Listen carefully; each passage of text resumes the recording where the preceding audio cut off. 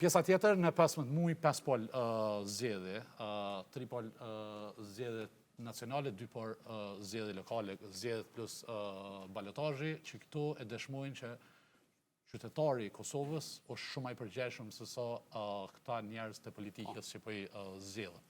Ajo që kisha dashur në me pa në këto zgjedhje, që kisha dashur me pa që vina në një momentum ku qytetari e kthejmë debatin në si themi në profilet e secillit edhe kandidat. Se që për shembull që përshkojnë fushatat, edhe na asnjëherë nuk diskutojna shumë ose nuk po sfidohen shumë këtë kandidat kush janë ngar, se çka prezantojnë ata.